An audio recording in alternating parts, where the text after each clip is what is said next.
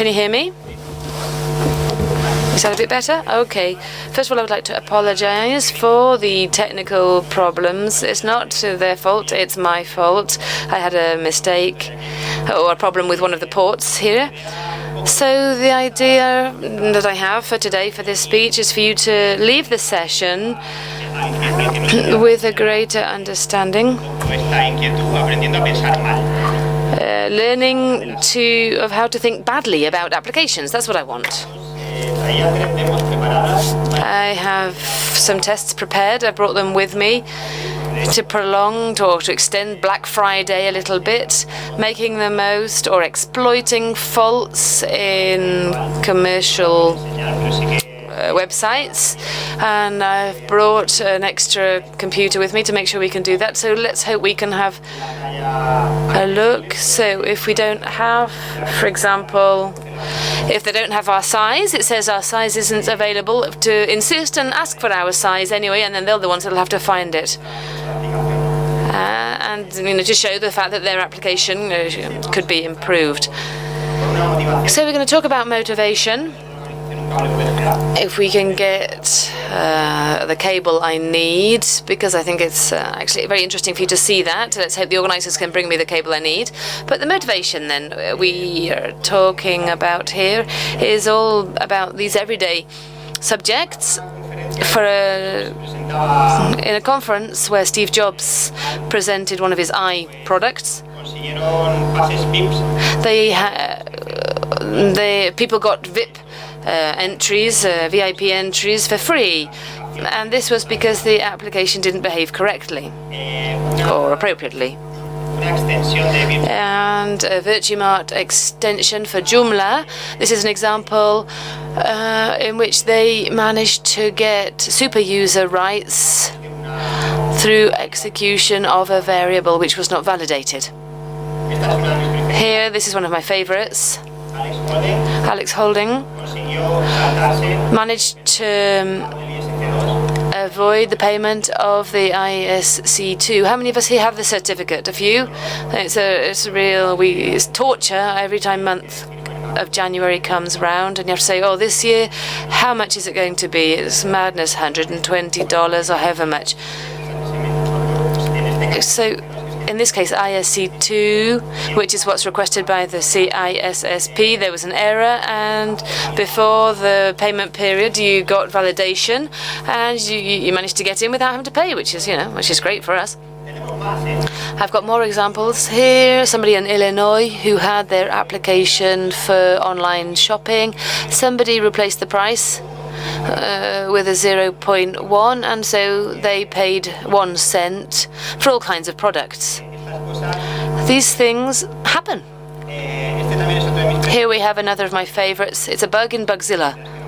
So it's like a kind of a repetitive bug, and it allowed you to achieve or to kind of leap over the validation of the email, so they got administration rights in the application. And here we're going to have a couple of characters with us, accompanying us.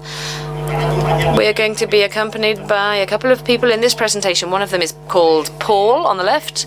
He's 27 years old. He's working, he's been working for 5 years already. He works as an IT engineer for a company which provides shopping basket solutions. And this is going to be really the essence of this talk and what people can do with the shopping basket. And he's never really paid attention to security issues, and his boss hasn't really either. He wasn't bothered about them, although he was aware that he wasn't really doing things quite right. Here we've got Mike. He's 22. He doesn't work. He studies. He's at university, and he kind of attacks the applications that he finds on the web because, he enjoys doing that. And he's very aware of what it means if your website is not really secure. So the story begins when Paul receives communication from his boss saying that a customer has complained because somebody is reporting web vulnerabilities that have been detected in our shopping basket. Do you know anything about that, Paul? Well, Well, he thinks, well, that's been there right from the very first version, 0.0. You know, he's never been concerned about it. He just wanted to make sure that the application worked. It was too much hassle to think about whether it was secure. And obviously, you know, something would have got through to him, and well, he had in mind what he would do in the event of having problems, and so he's pretty clear about what he has to do. And this is the application that Paul has been using up till now. We can see this car here from the Flintstones, and now he decides he's going to have lots of security. He's going to do security, you know, he's going to go really overboard. He's going to do everything, use everything, even the stuff he doesn't need. He's going to codify the entry. You know, we're going to eliminate non-valid characters. We're going to codify the exit, everything. We're going to cover absolutely everything I can think of. And of course, I'm going to shield myself against everything here. I'll look at the sessions and many other things. And I'll become this. I'll go from one extreme to the other, and no one can get in here. It's impossible to vulnerate my application, but we're missing something here. And Mike is aware of this. He knows. One given day, or he hacks at 3 a.m. because he can't sleep. You know, these things kind of happen. You can't sleep and you say, okay, what shall I do tonight? Well, I'll look for some vulnerable machines. You go in and say, oh goodness, I reported this 1 month ago. Let's see what happened here. And Paul limited his application. And it seems that things got solved. Because at least people listened to him. And if I change a little number here, and this is a legitimate request, these might break. Something will happen here.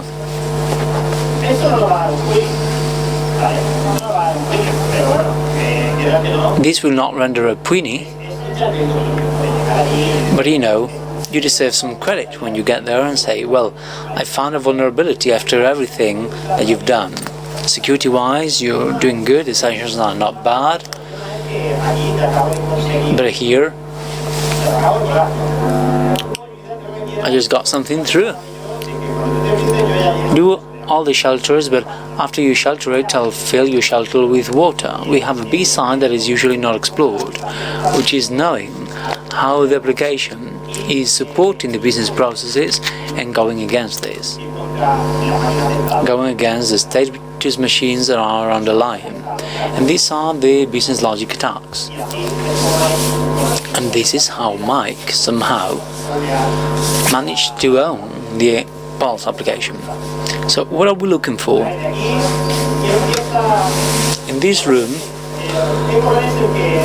which color do you think is the symbol of security problems within an application regarding business logic? Who goes with Bordeaux? Green. Come on, raise your hand. Green over there?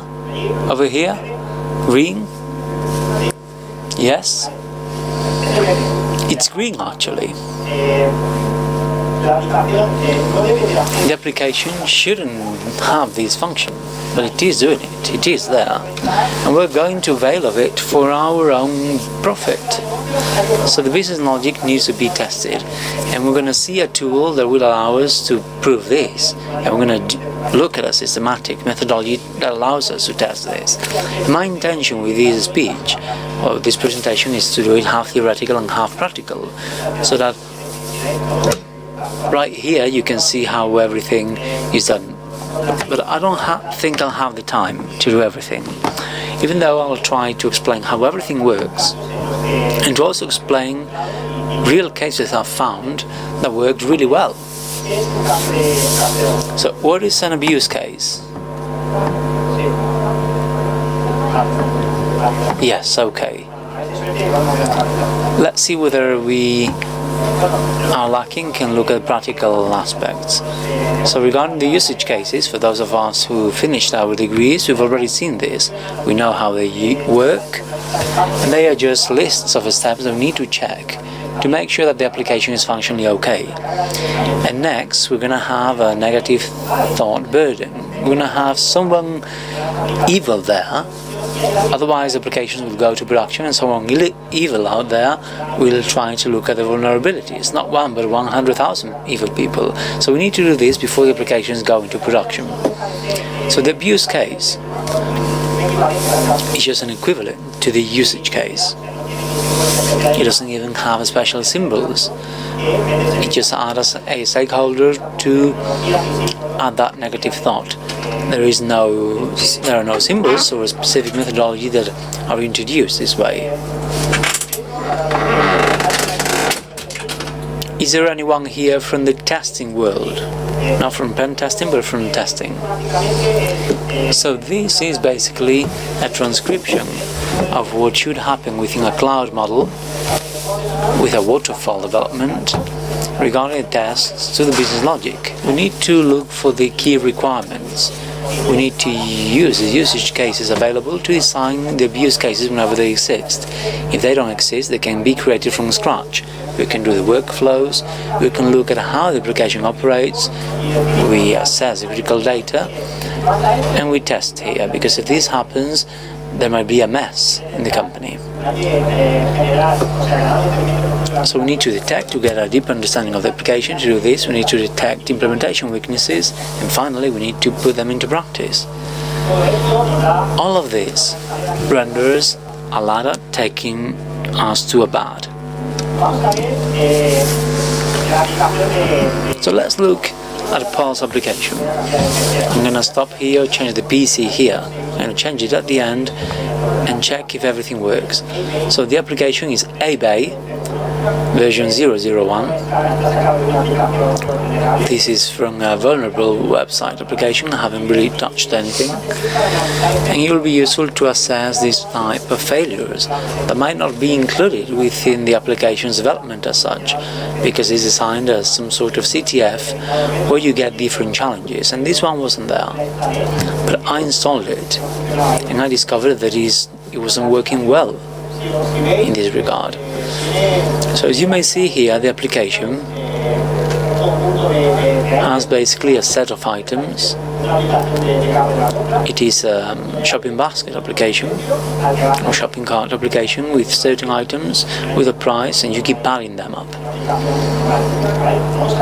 You just add them to your cart, and it's just a normal application. So let's look at what we can do to test this, because we need to work hard on it and see what it does. Does it have an about, a contact, and an item searching, a part where we have the shopping trolley, and we have a central core for the business processes, which is logging and the account registration.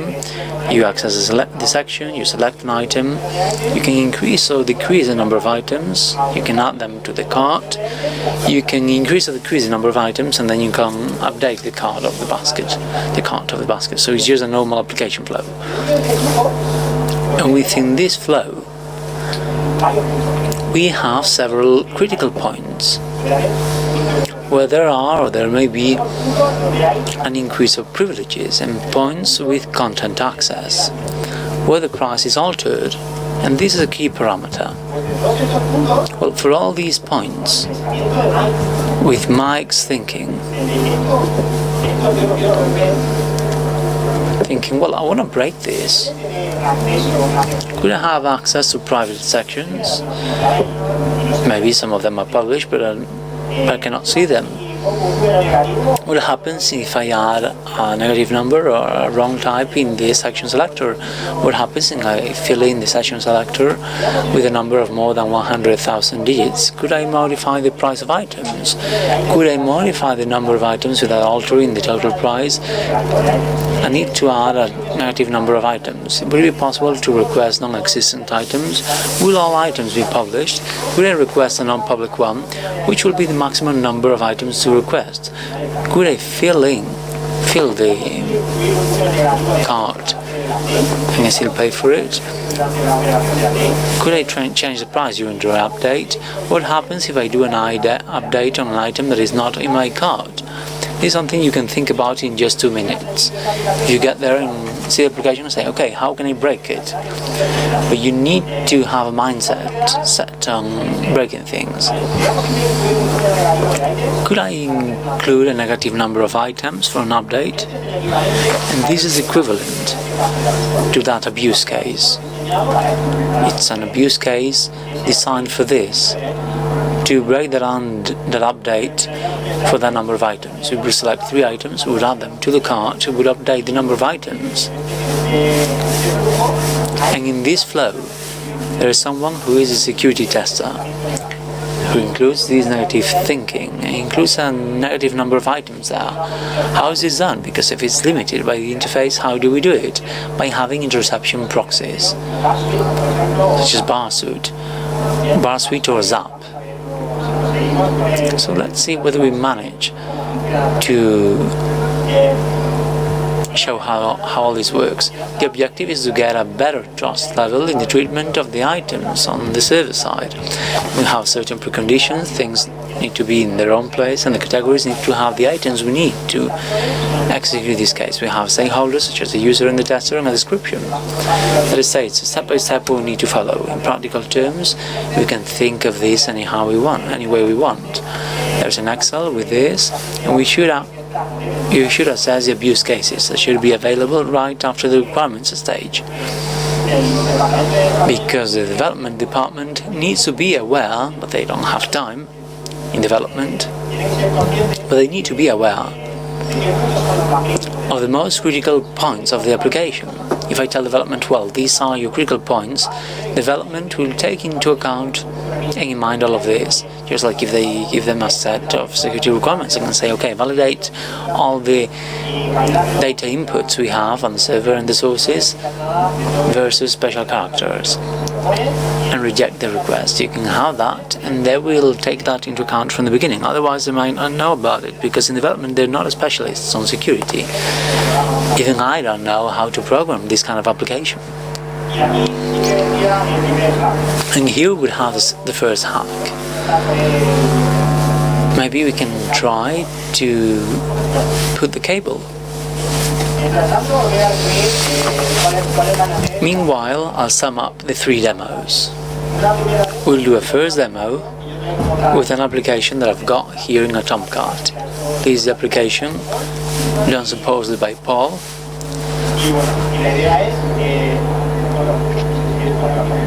Maybe you can even leave it here, as you wish. I think it might be easier. I do apologize.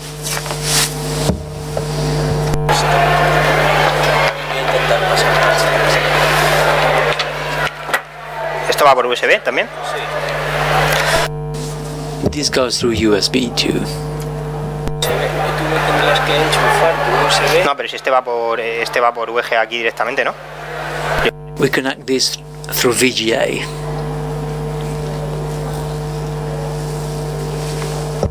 Ah, vale.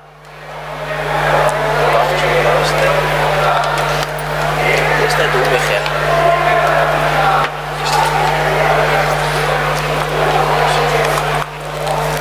Vamos a ver si de esta manera podemos conseguir.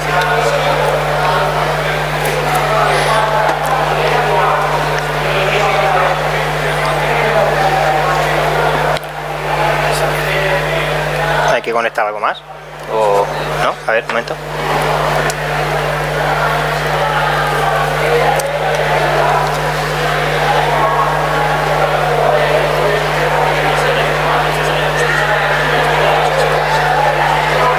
Ahora parece que sí que ha identificado algo, ¿eh? La de HDMI que sabes. A ver si lo pilla o no. No quiere funcionar. Pues ya sé que para la siguiente me traigo el mío. ¿No va? Vale, pues ya está. Nada, ¿te lo vuelvo a cambiar al otro? Sí, sí. No, cámbialo al otro.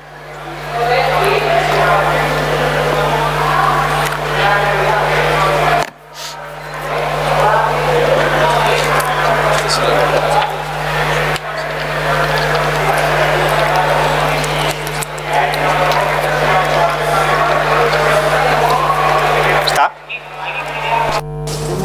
working?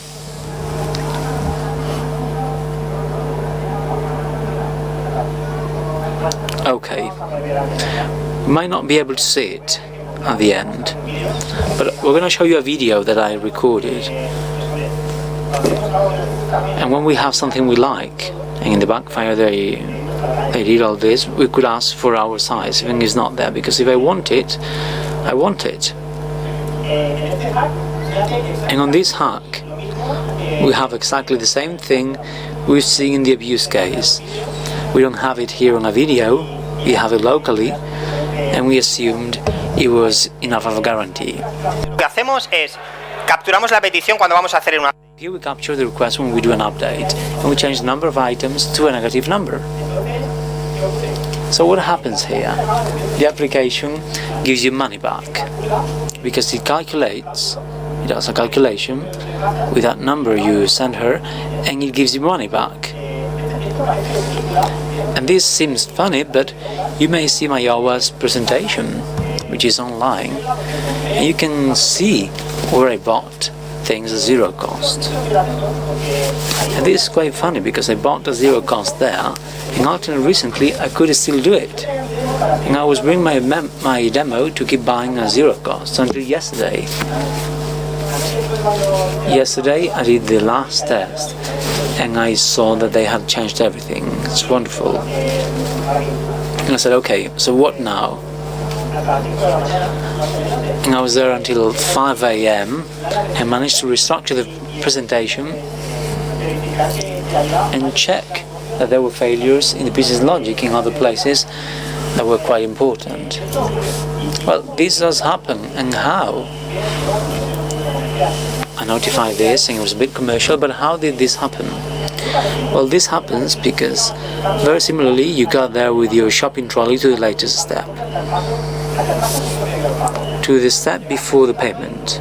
You get with that card there, and you put everything through a proxy recording all the requests, one by one. You located an update request done with a former card, and you did the update directly with the latest step, or the last step, and you added the item to your shopping cart with the number of items that you have selected in the former request at zero cost, because it didn't have it. It had an update operation or an element it didn't have there, so the business logic was not right. And you could go to the payment gateway with all your items, and you could add whether you wanted socks or a gym t-shirt, and you got everything at zero cost. And that failure was in a commercial product. And later I saw the same product on more webs. And the last one is this one. This one here was done exactly to check how the payment gateways work. And this demo is quite funny because we can modify all requests. And you get to the last stage, and when you have everything in your cart, you go to the gateway for payments with your cart cost and with all the requests that you did underline that. What happened here?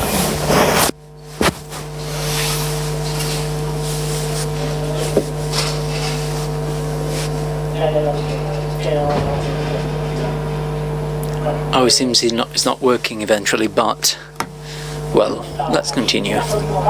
Here we get to the last stage, and then you go to the payment gateway, and here you may change the description, and the aim here is to do a 2x1, so that we change the description, we kept the same order identification, and we say, okay, instead of a bedside table we should have 2. So you change the description and no one validates it. They do validate the price though. You change the price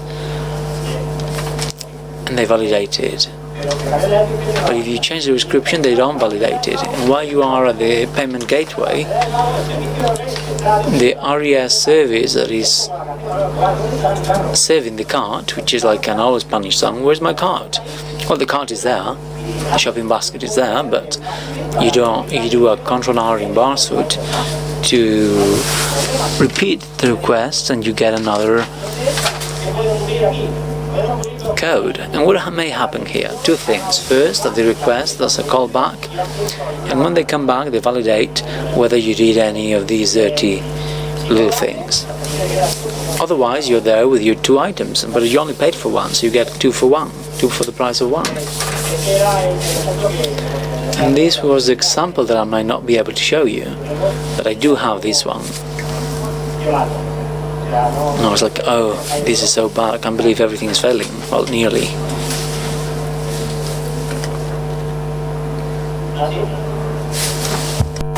¿Sí? ¿Sí? ¿Le bajo? Vale, vamos a intentarlo. Okay, let's try it. I'm going to show you the video, and if you agree we'll do this online because it's quite cool. If you're in a hurry, let me know. But this is really cool. So when we get here, we are at the Springfield's website. I'm not making anything up, and you may say, okay, there is a vest I like, Black Friday is over, you know, there are not many sizes, so here's like some model looking like Justin Bieber. Here's a guy, so we can select this. It's not really my style, but you know, I'd rather get it green. So I swapped this here, I think. Yes, I did swap it, I did change it. Yes, I did change it. I like it better in green.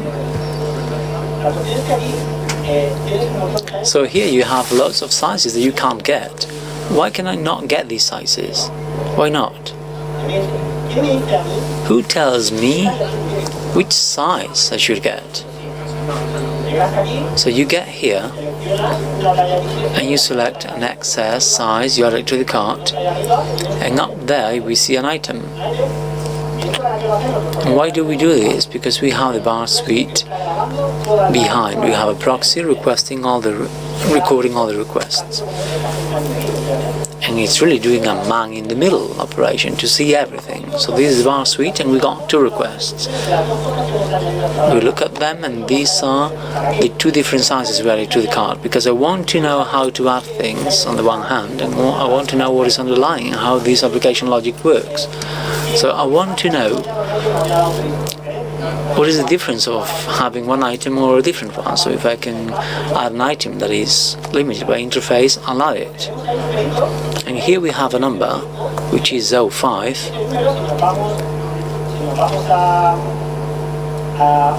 And if we go again to the interface, we'll see that this number corresponds to size M. That's the size we want. This is mine. I'm not going to get any other. Okay. This is the aim, and what happens here, and careful because the Springfield website was okay until recently. I don't know what happened here. One stopped working, I don't know about the other one, but on the Springfield's website this has always worked fine. But they have sequential identifiers and you can get a repetition replay. I want the M, XL was 5, XS was 1, so M is 3. I send the request, I get 200, okay. I go there and I do an F5 on the page. I get my new item up there, and then we go to the bag.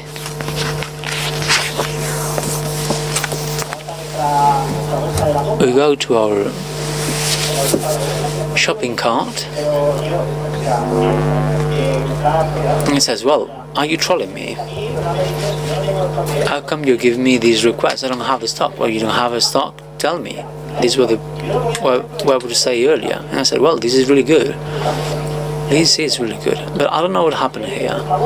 And it says, please eliminate the article. It's no longer available. But if I got here, I do not intend to eliminate it. I intend to buy it. So the topic here is, and it disables the finish purchase button. I said, okay, I live here with a fun bag. I go to F12, you go here, you look for the field, you modify it, because this is a static HTML. And since I have it, I can do anything I want with it. So you get to here, you look for the field, we look at the field little by little, we locate it, and we're nearly there. Here's this disable, and I don't like it. So here it is, we have the button, we go to finish purchase, and obviously if there are other things you don't want, such as the larger vests or jackets, you can give it to your uncle or to whoever you want. You can take them out and just leave your size, and this is it. You got through there, but then you can say, okay, I want to do an anonymous purchase, sure, and you go to your cart, to your M, and everything else. But I'll report this because it's been good, but it's not good anymore. I don't know why. And obviously, I would like to say a disclaimer here. I'm not responsible for anything that you do out of this presentation.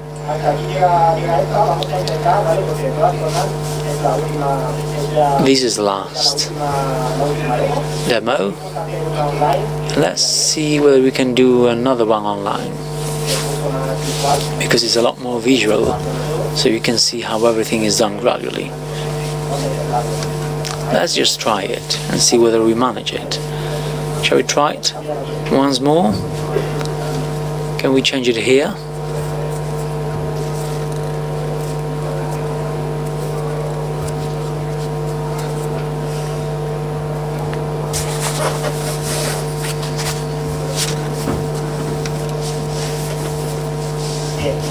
Okay. Well, thank you very much, by the way. Let's try to operate with a Kali virtual machine. Anyone here doesn't know Kali? Well, Kali is a Linux distribution used to be evil and do evil things. Or good things in my case.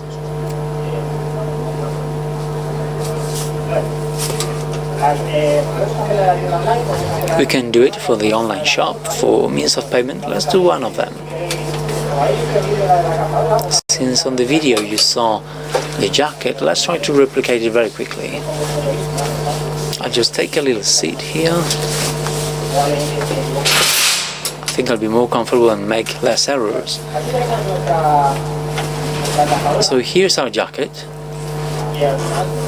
We have some more here. Let's look at the sizes of each of them. Let's check whether some jackets are missing some sizes. This one doesn't have XXL. Let's look at some lighter colors. Let's go here. I had a look at one this morning because I don't trust this anymore.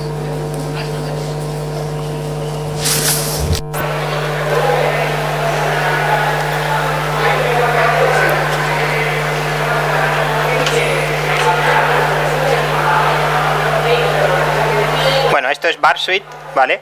Que no deja de ser, pues, es un programa que... This Bar Suite is a program that is placed in the middle of the browser. And to continue, we got another error.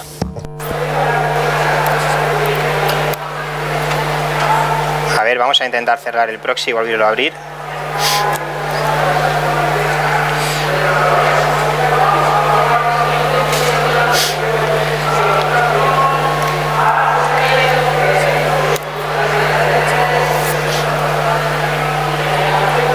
Vamos a cerrar aquí. Try to open this, close that.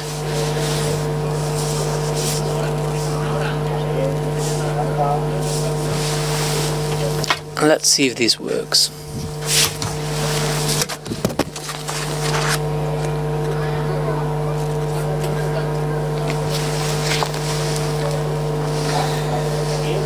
So we have it here now.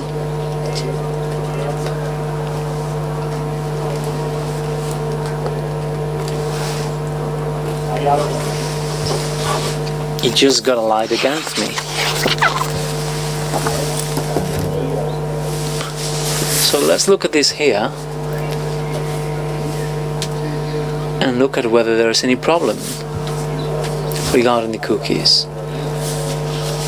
And let's try to delete this. So cookies here, yes. Maybe it's due to this. Let me just check this, whether it's a connection problem. Well, it's impossible to get here because network cable is not connected. As simple as that.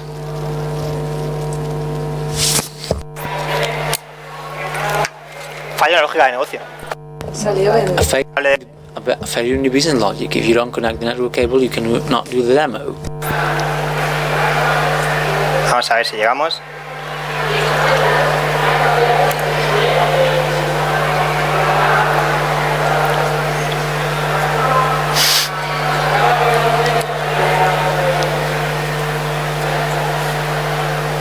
A ver, vamos a reiniciar un segundo.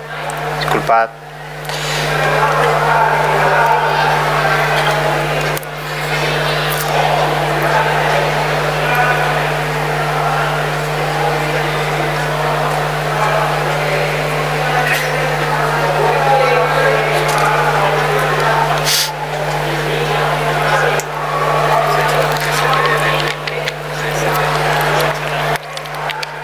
Bueno, ya lo tenemos por ahí.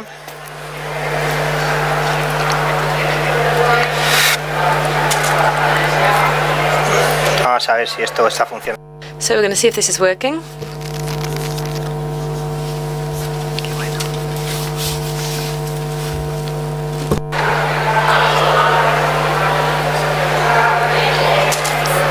Bueno, ya lo tenemos funcionando, ¿vale? Okay, so we got it working now. Here we have the proxy recording requests. We have our proxy, we can intercept things, and you come here, and well, we've got all of the requests that are being made from the website. And we've got, what, the website. We've done it in the background. We've got the men's section. We're going to go to the coats, and here we have our favorite model here. We're going to choose this one just by way of example, and good, they don't have my size, so we're going to simplify the demonstration. We're going to choose the one here which is extra small, XS. We've selected it, we add it to our shopping bag, and here we have it. But I want the M. I want what we saw before. So we take the M. We come here, we can look where the request is, where it adds it to the shopping bag or basket. And here we have the identifier. Since we have XS, there are two sizes between that and the M size, the medium size, so we increase it by 2 numbers, which would be the corresponding code. We take this request and we say, no, we want a 3, which would correspond to M. We launch that request. It says OK. That means it all went fine. We do F5. So let's see. Here we have it. We've got our 2 things in our shopping bag. And here we have it. We have the M. We go to the bag. We have the proxy there. We don't need telling that because I put it there. Yes, it's mine. And we come here, and what we have is the problem that we talked about earlier. We have this problem in the logic. It's not, well, it's telling us that they don't have that article, and I just want to order it anyway because I don't care. So this one I eliminate it because it's not my size. What am I going to want an extra small one for? It's much too small for me. So from here we say we've got the product that we want, and now we want to, well, we have to deactivate, it's deactivated, we want to activate it, so we find it here, we come down here and we can look for this framework and that particular button little by little. It's okay. Let's see. This is one that's over here, around here. Here we have it. Down here. We keep looking for it. And we're getting closer. This one. This one. This one down the bottom. Here we have this one. The table just below it. This one, and then this one. Here we have the field set, sorry. And we're getting closer to that button. Here it is. Here we are. Disabled. And that's not what I want. Let's see if I can get rid of that. There we go. So we've got rid of it. So now we have our purchase operation. It's activated. And here we have our shopping basket. And well, I'd say I'd rather buy like a guest. I don't like including information. So here we are. We have our item, and this is the address for them to send it to us. We can ask for it to be wrapped as a present. But here we have it. We have our item. It's in our website. And they should send it to us.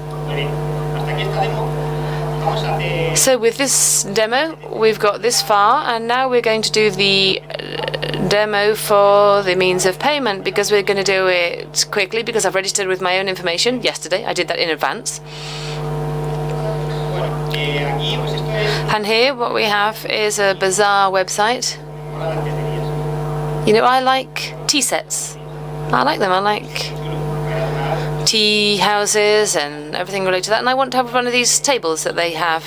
And I'm going to see if I buy some tables like they have in the tea houses. I'm going to buy one. It looks great, doesn't it? Isn't it beautiful? It's really cool. The way it whizzes across the screen as well, it looks great. So I've got my little table in my shopping basket, and what we want to do here is a 2-for-1. We want to prolong Black Friday. We want to get one for free. So we go to the proxy, and we're going to look at this one down here. This is what adds things to the shopping basket. And one option is to use this request to add things to the shopping basket once we're in the very last step in the process. But we're going to go beyond that even. We're going to go to the shopping trolley. We're going to confirm. Here we are. Here we're going to record 2 requests, one which increases it by 1 and one which decreases it by 1. So let's have a look. We've got 2 post requests. They go straight, and this one increases and this one decreases. So here we want the one that increases. We want 2 for the price of 1, not 1 for the price of 2. So here we go. We continue with the shopping process with 1. That's the idea. And we say, yes, I come from Santiago de Compostela. I'm called Mr. Fake from nowhere street, and I go on to the follow step here. This is a commercial product. I doubt that the fault will be specific here. We carry on. We can talk about the invoicing method, etc. We come to the last step, which is delivery, conditions for delivery. Another thing we could do, for example, the policies are very important. Could anybody try, skipping the policies? If you manage to get a user without signing the policy, then, how do you get rid of them if they manage to enter the system without signing your policy? Obviously, if they broke the law, it would be a different matter, but that's another thing that people might try to do. They might try to bypass anything that seems important to the business. So the next thing we're going to do here is to pay, and as I said, we're going to pay with the RedSys safe connection because we like security. And we're going to come here, we're going to say to the proxy, this is good for you to get this first before going anywhere else.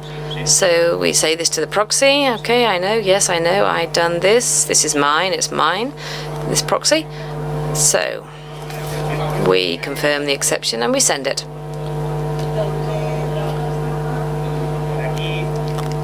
And here, let's see whether it works. Here I have the interception.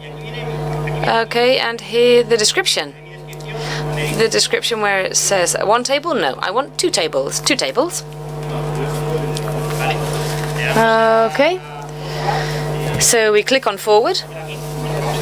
Let's see, we're going to switch the intercept off. So we get rid of that intercept, and here we're in the means of payment.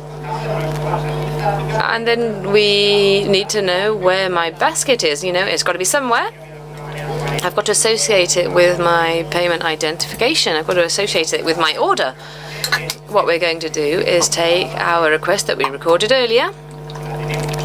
We have it here. This is the one. We're going to take it, we're going to repeat it in the background, and we're going to say add another one, and it says yes. I've got it here. Good. Well, with this request that we've added, we've got two things. On the one hand, well, we've got to have the description which states two tables, and on the other hand, the basket has two. We've got to see that the basket has two, and if not, well, I'll show you.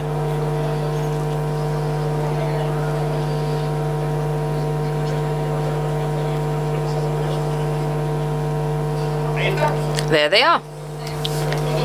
Two products. So what we have to see is whether it's going to validate it. What we would expect is that it would be validated. I wouldn't imagine that there'd be measures to think otherwise. And if you do validate that, you get a 2-for-1. I've found this on occasions, that it goes through a payment gateway that they've created, and they have a back-end request and all that kind of thing, and then either you can just jump over, skip the payment phase, or add things to the basket once you've got to the payment step. And these are important, considerable problems. Okay, so this is we've got so far with the demonstrations, and I don't know if they can change me on the computer, please. Thank you.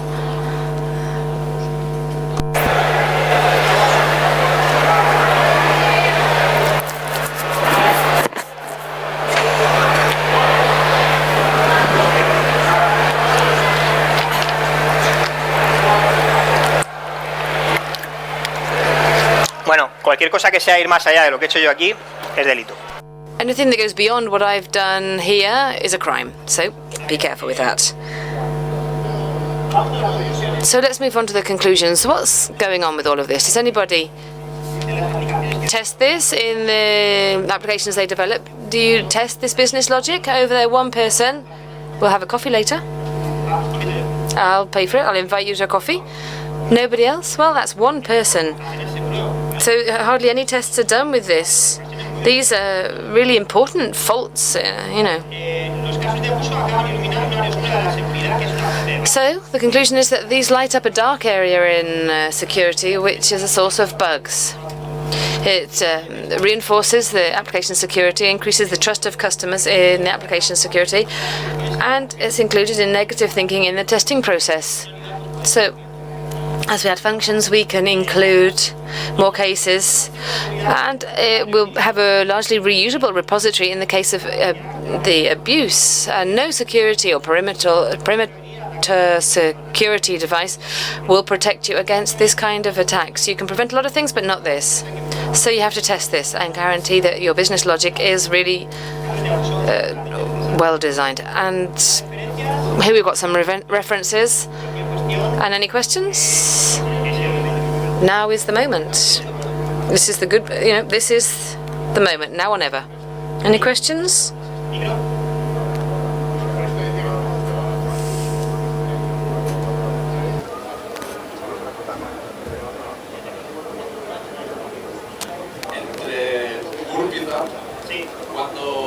Between the two, burp and zap, are there any times when one is better than the other? Is it a price issue? Does it just matter on personal preference? Is it just a matter of personal preference? Well, I prefer BAP for several reasons. I've had problems in virtual environments with Zap, and burp is more agile.